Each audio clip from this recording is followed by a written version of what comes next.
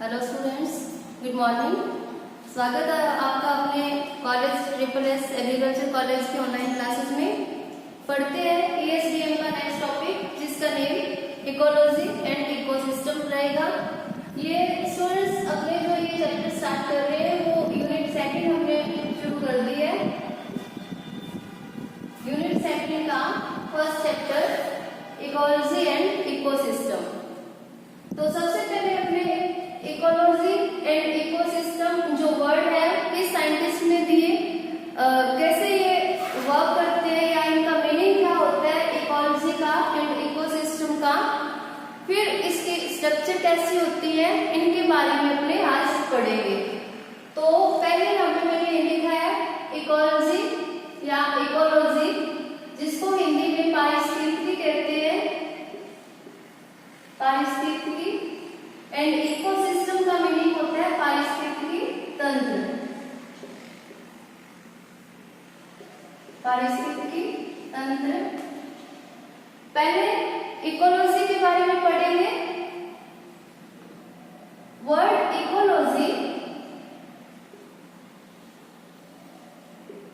एक German scientist या Germany के साइंटिस्ट या वैज्ञानिक द्वारा दिया गया, जिनका नेम था अर्नेस्ट हेकल।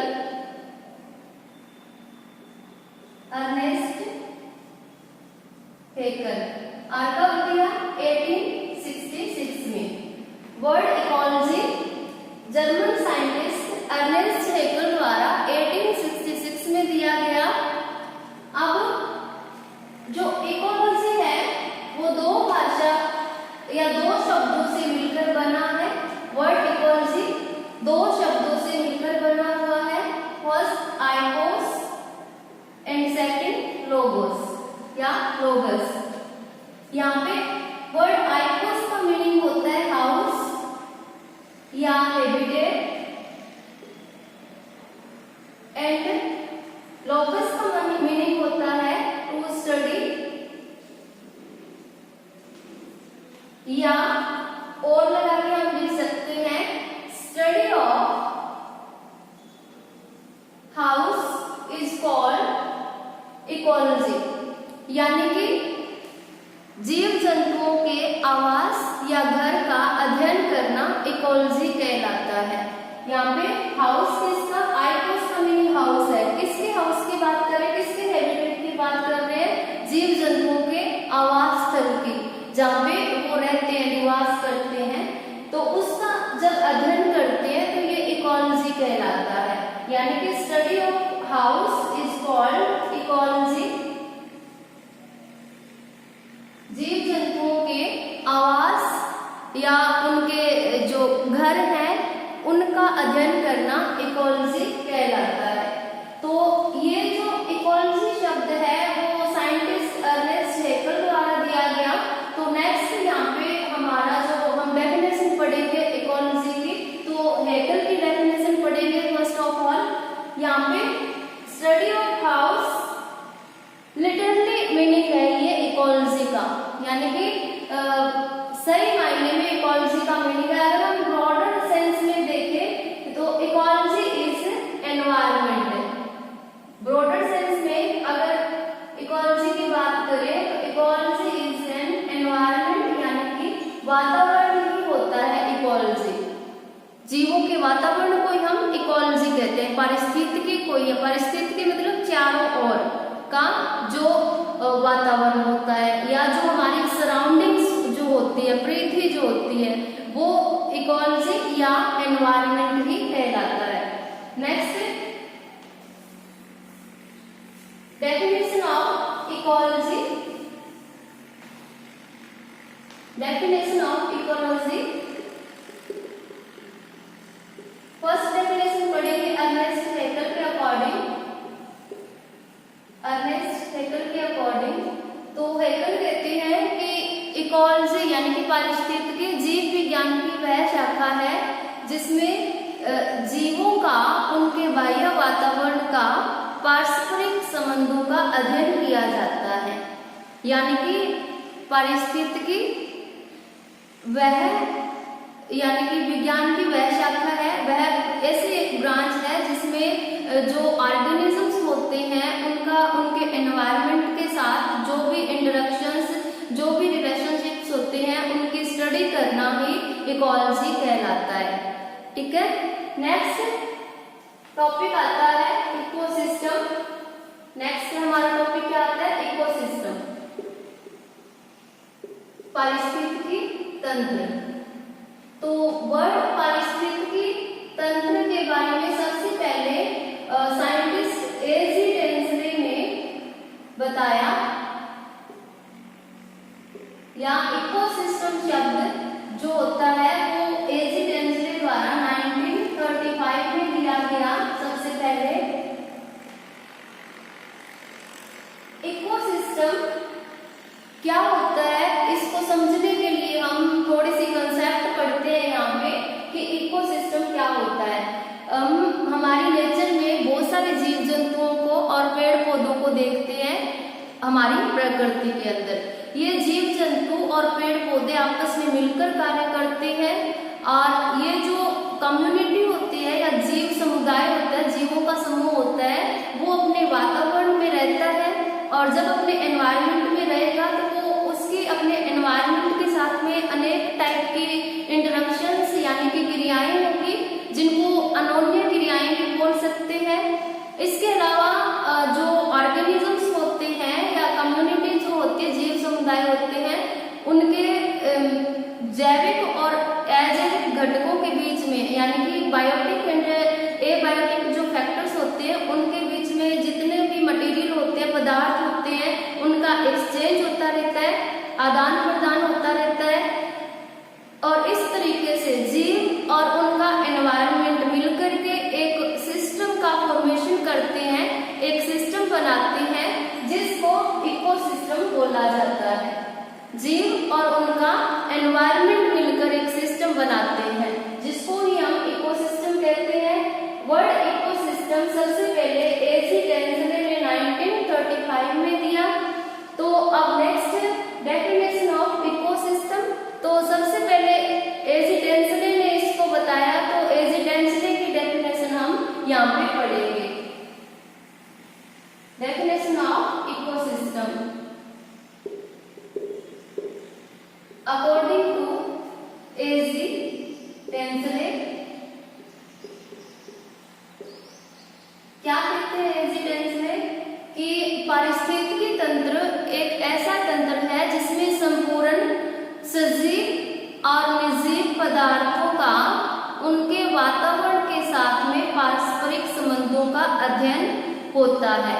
यानी कि एजी टेंसले ने बताया कि पारिस्थितिकी तंत्र एक ऐसा तंत्र है जिसमें बायोटिक और एबायोटिक फैक्टर्स भी आते हैं, यानी कि सजीवों को भी और निर्जीवों को भी इसमें सम्मिलित किया जाता है, और इनका जो आपस में पर्यावरण के साथ में जो रिलेशन होता है, पारस्परिक जो संबंध होता है, वो सब मिलकर के इकोसिस्टम बनाते हैं।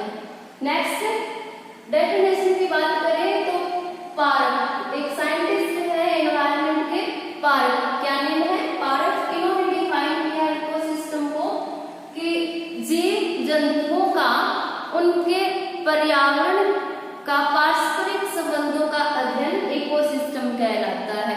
यानी कि इनमें इकोसिस्टम में कोई भी साइंटिस्ट है तीन ही बातों को घुमा फिरा करके कहते हैं।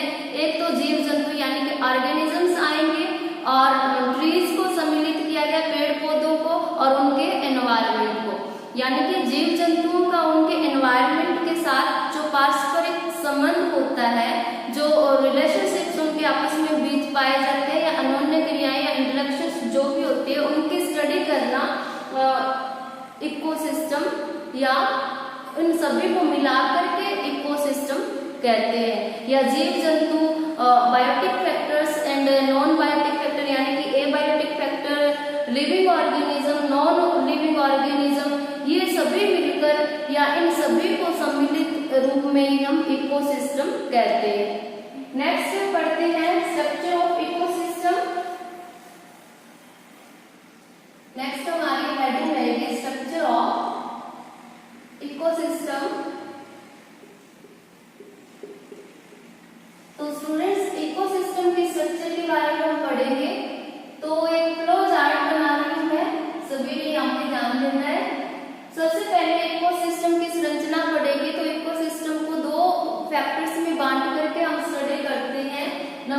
बायोटिक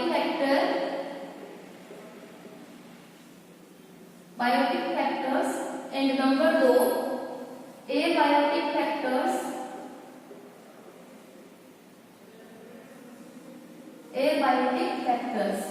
जैविक घटक एंड सेकंड अजैविक घटक। बायोटिक फैक्टर्स को अपने बोलते हैं कंपोनेंट्स भी लिख सकते हो आप यहाँ पे, biotic components and abiotic components, जैविक घटक और अजैविक घटक या components.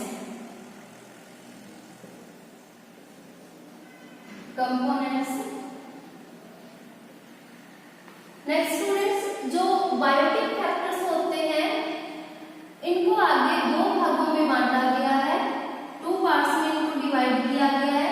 Number 1 autotrophs and number 2 heterotrophs. तो स्टूडेंट्स ऑटोट्रॉफ्स एंड हेटेरोट्रॉफ्स क्या होते हैं, इनकी वैसे हम आगे स्टडी करेंगे डिटेल से, लेकिन एक बार यहाँ पे बता देती हूँ। ऑटोट्रॉफ्स को हिंदी में स्वयंपोषी कहते हैं और हेटेरोट्रॉफ्स को परपोषी बोलते हैं। स्वयंपोषी वे होते हैं जो अपना भोजन खुद बनाते हैं, ऐसे जीव जंतु जो अपना भोजन खुद बनाते हैं तो वो ऑटोट्रॉफ्स कहलाते हैं। इनको अपने प्रोड्यूसर्स भी बोलते हैं। ऑटोट्रॉफ्स को, ये अपना भोजन जो भी खुद बनाते हैं तो ये प्रोड्यूसर्स होते हैं, उत्पादक होते हैं। हेटेरोट्रॉफ्स जो भोजन के लिए दूसरों पर डिपेंड रहते हैं तो इनको हम कंज्यूमर्स भी बोलते हैं, उपभोक्ता भी कहते हैं। नेक्स्ट जो ऑटोट्रॉफ्स होते हैं इनको स्टूडेंट्स आगे दो भागों में बांटा गया है, मैक्रो कंज्यूमर्स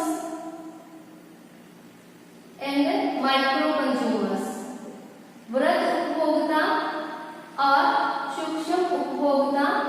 जो मैक्रो कंज्यूमर्स होते हैं, बड़े उपभोक्ता भी कह देते हैं इनको फिर से आगे 3 भागों में बांटा गया है।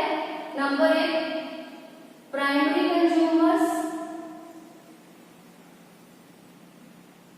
नंबर 2 सेकेंडरी कंज्यूमर्स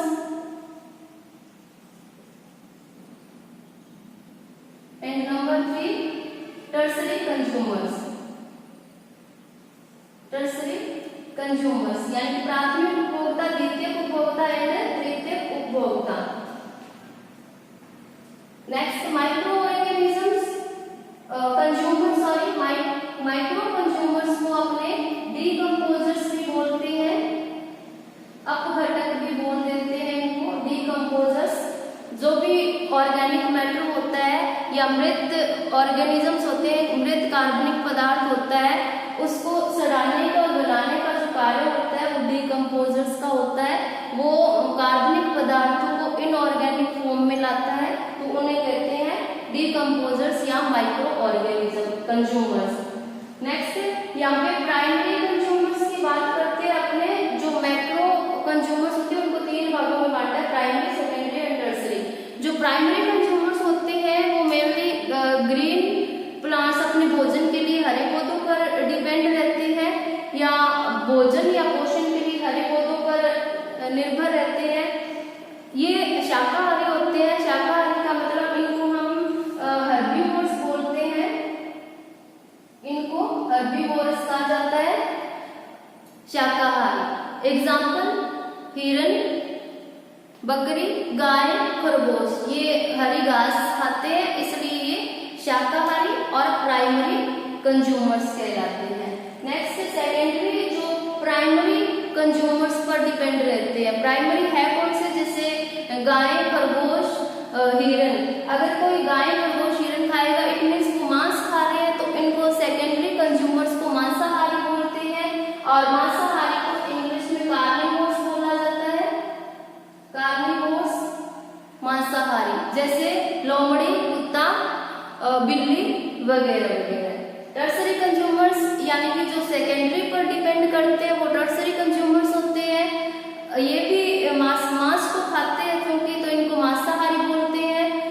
और कैसे मांसाहारी बोलते हैं, टॉप कार्निवोर्स बोलते हैं इनको, उच्च मांसाहारी, उच्च वर्ग के जीव जंतुओं को खाते हैं जैसे बाज, गिद्ध, शेर, चीता एक्सेट्रा। नेक्स्ट आता है एबायोटिक फैक्टर्स स्टूडेंट्स। तो एबायोटिक जो कंपोनेंट्स होते हैं या फैक्टर्स होते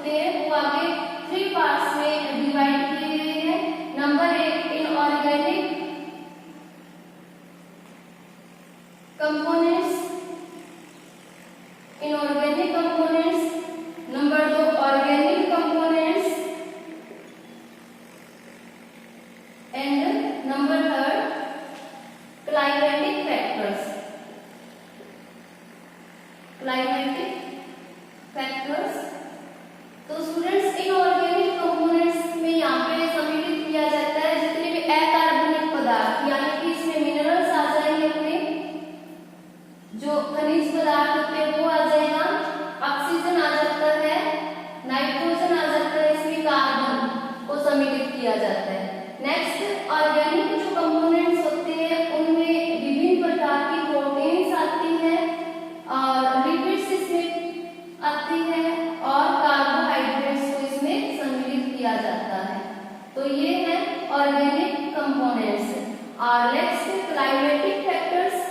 क्लाइमेटिक का मतलब वातावरण में कारक, वातावरण में एनवायरनमेंट में हम जो भी देखते हैं, जैसे हम लाइट प्रकाश को सम्मिलित करते हैं, इसमें प्रकाश को एयर वातावरण में हम देखते हैं, सॉइल एंड आर्द्रता ह्यूमिडिटी बोलते हैं जिसको, या मॉइस्चर, और तापमान यानी कि टेम्परेचर, ये क्लाइमेटिक फैक्टर्स में सम्मिलित है।